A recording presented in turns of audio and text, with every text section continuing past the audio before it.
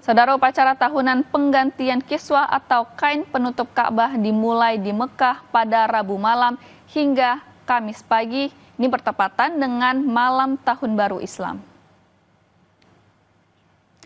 Rekaman menunjukkan kedatangan kiswah baru di Masjid Haram dan prosesi seremonial menuju Ka'bah, bangunan berbentuk kubus besar dan situs paling suci dalam Islam.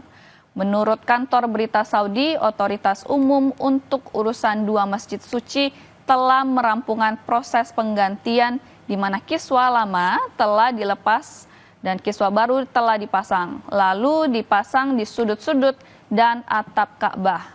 Upacara ini dilakukan oleh sebuah tim dari Kompleks Raja Abdul Aziz untuk kiswah Ka'bah yang terdiri dari 154 staf nasional.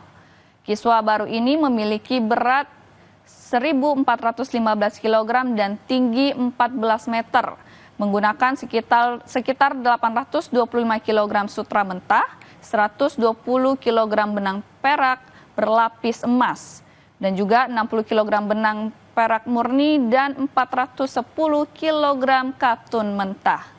Upacara penggantian kiswah Ka'bah merupakan tradisi lama yang telah berlangsung selama lebih dari 100 tahun.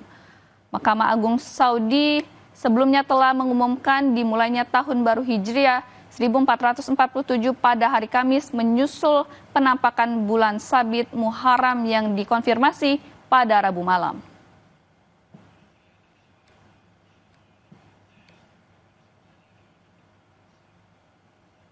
Kita beralih ke Tiongkok, saudara. Robot humanoid yang dikembangkan oleh perusahaan asal Tiongkok kini menjadi perhatian dunia.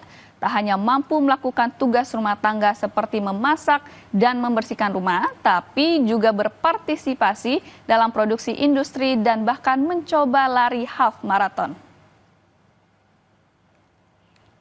Sejumlah robot humanoid dipamerkan di Shenzhen, kota provinsi Guangdong yang menjadi pusat inovasi robot di Tiongkok. Shenzhen memiliki lebih dari 74.000 perusahaan robotik dan 140.000 profesional di bidang kecerdasan buatan. Kota ini mendorong inovasi mulai dari pengembangan kaki dengan sensor canggih hingga kulit ultrasensitif untuk robot. Humanoid robot di Tiongkok telah dimanfaatkan untuk berbagai aktivitas, termasuk produksi di pabrik dan pelayanan di rumah tangga.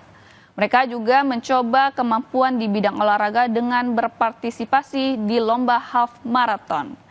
Tren robot humanoid ini diperkirakan akan terus berkembang di pasar global berkat dukungan ekosistem inovasi yang kuat di Shenzhen, Tiongkok.